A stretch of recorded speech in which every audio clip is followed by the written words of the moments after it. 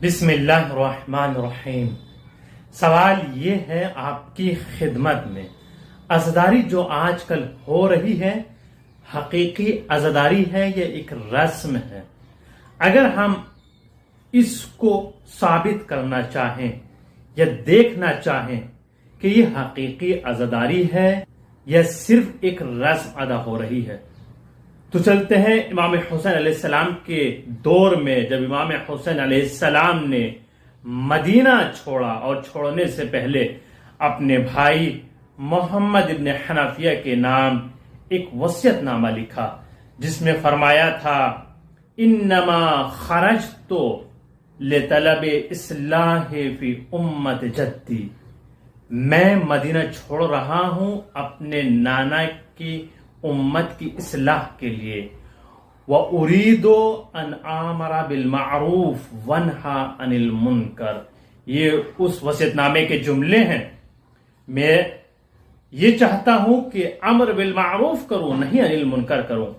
اب جو عزاداری ہو رہی ہیں، جو مجالس ہو رہی ہیں، اگر اس وصیت نامے کے مطابق ہو رہی ہیں تو وہ عزاداری حقیقی ہیں، اور اگر عزاداری اس وصیت نامے سے ہٹ کر ہو رہی ہیں تو وہ عزاداری نہیں ہے بلکہ ایک رسم ادا ہو رہی ہے۔ چونکہ ہمارے بڑوں نے مجالس قائم کی تھی تو ہمیں بھی قائم کرنی ہے۔ کل کو یہ نہ کہیں کہ آپ کے بزرگ تو عشرہ کرتے تھے، آپ نہیں کر رہے ہیں، آپ کے بزرگ شبیداری کرتے تھے، آپ نہیں کر رہے ہیں، آپ کے بزرگ بڑے بڑے مجالس برپا کیا کرتے تھے لیکن آپ نہیں کر رہے ہیں۔ ہم دیکھتے ہیں کہ حقیقت یہی ہے، مجالسوں کے بعد اختلاف نظر آتا ہے، انجمنوں میں اختلاف نظر آتا ہے۔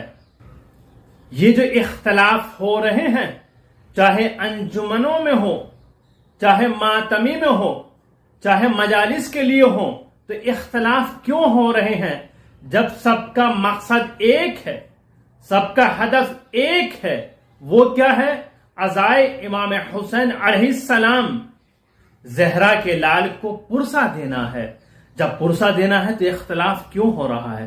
اختلاف وہاں ہوتا ہے جہاں کسی کو منفعت ہو، جہاں کسی کو نفع ہو رہا ہو، چاہے وہ نفع مالی ہو، چاہے عہدے کا ہو، چاہے میں یعنی میں سب سے اوپر ہوں، طاقت میں، پاور میں، وہاں یہ سب چیزیں پائی جاتی ہیں۔ اگر ایسا نہیں ہے تو اختلاف بالکل نہیں ہونا چاہیے۔ ہمیں وصیت امام حسین علیہ السلام پر عمل کرنا چاہیے۔